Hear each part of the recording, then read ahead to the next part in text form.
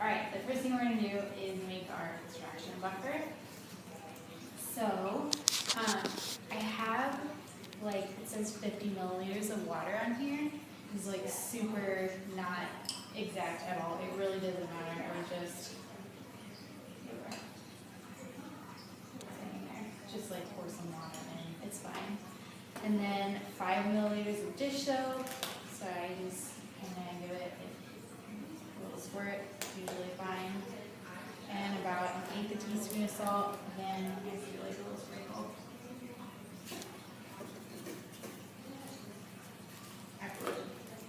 Alright, so that's this, and you usually stir it up.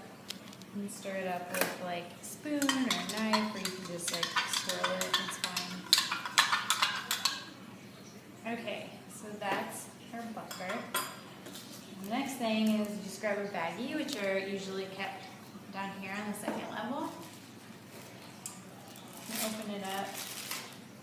I'm going to take my strawberry. I'm just going to cut off. I usually cut these into like quarters, maybe slices. Doesn't really matter as long as you get a little chunk. I'm going to put my strawberry in my bag. And then I'm going to fill a little bit of my extraction buffer into the bag. Seal it really good. Okay, and then just mash it, which is like the most fun part. So I usually like to make sure it's like a paste. Really, the more you mash it, the more DNA you're going to get, the better the extraction is going to work. So keep mashing. Even when we do this at Wild About Wine, this is like everyone's favorite part. People like mashing stuff in there. So the kids could participate in this part. Oh yeah, I think, yeah, for sure. This is a really fun part. Okay, so I got most of the like big chunks and it's mostly pink now, so I think it's good. So I am going to use another beaker. And I'm going to use my filter here. Should always be here. I'm kind of going to carefully pour my strawberry mash into here.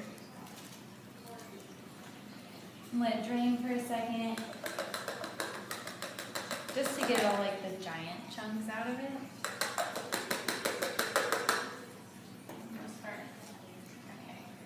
So now we've got our nice strawberry extraction, like filtrate, I guess.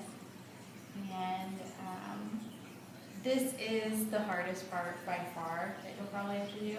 So it's actually, we're going to take the super cold isopropanol and float it on top. So you know if you're like making a really fancy bar drink, how you'll float alcohol on top, it's kind of the same thing. So I like to do it on top of a spoon.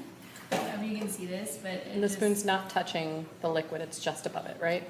Yeah, or it can touch the liquid. That probably would actually be better, but my beaker's too big, so I just, even if you like pour it down the side, sometimes it works really well. Just like a really steady, slow stream.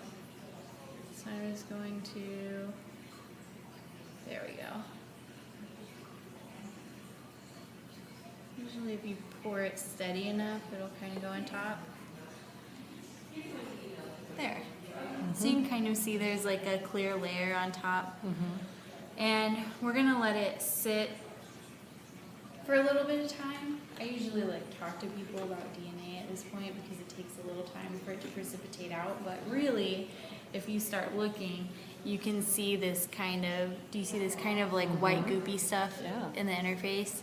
So that is your DNA that's precipitating out of solution. So really the longer you let it sit there, the more it will precipitate out, but it happens pretty instantaneously if you're in a rush. So the easiest way to get this out, if you want to get it out, is to use a little toothpick. And then we have these little microcentrifuge tubes in this bag here that you can use. So at like Wild About Wine and stuff, I usually like give this to people. I don't know if I'd give it to kids. Maybe just let them look at it.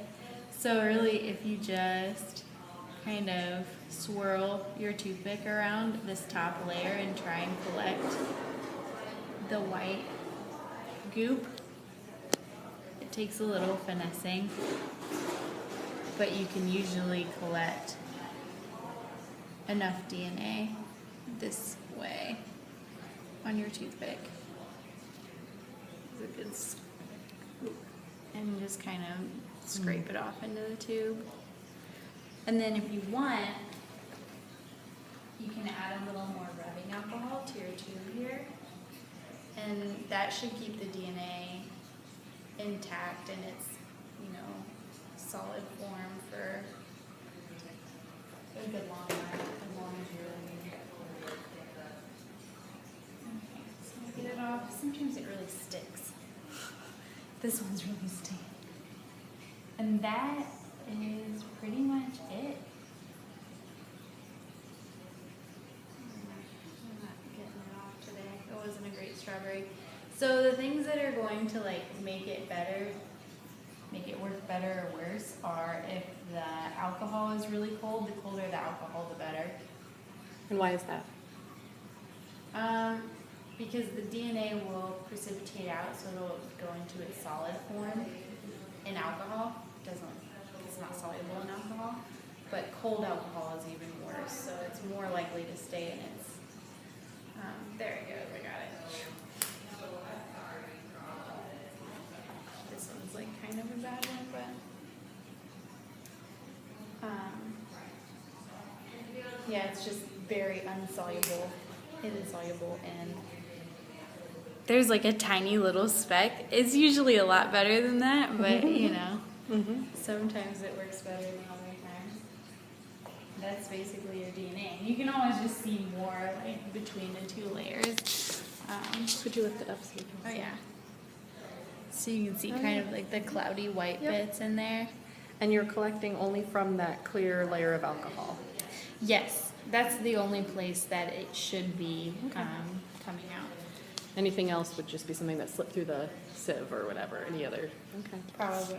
Yeah, so the whole idea behind it, and it's all on the sheet, is that the bottom layer is all of our strawberry that we've crunched up. So we've crunched up all the cells, and all their contents are just floating about in this pink liquid that we made. And then the dish soap and the salt do various things to kind of help denature the DNA and pull out proteins and other stuff that we don't really want to be looking at. And then when we float the alcohol on top, especially when it's cold, because DNA isn't soluble in alcohol, it's especially not soluble in cold alcohol, all of the DNA that's contained in that top layer of pink strawberry goo is just going to start floating out of solution. It's going to become its solid form. So this is the form it's not usually in your body. Usually it's in its aqueous or dissolved form in your body. Because we're not full of cold alcohol. Exactly. Usually. We're full of water. Yeah. So that's about it. I mean, once you really get going at it, if we're doing it at Wild About Wine, it goes. You can get really quick at it. You can do each one in less than 5 minutes, and I usually give this to the people to take with them, tell them not to drink it, which they usually know because it's rubbing alcohol. That's why we use rubbing alcohol. Higher percentages of rubbing alcohol work better if you guys are having trouble with this 70% Target brand alcohol. Then we can always start using the higher percentages of ethanol that we use in the lab. But the volunteers seem to do pretty well with the rubbing alcohol, so it usually works. What about for cleanup afterwards? So for cleanup, it's really pretty easy. You can toss the bag that you mashed up the strawberry in, and all this stuff, these two beakers, you can just toss the contents anywhere. They're not toxic at all. It's just soap. And rinse them. They don't have to be super clean or anything. And that's about it, I think. Okay, perfect. Thank you. Yeah, no problem.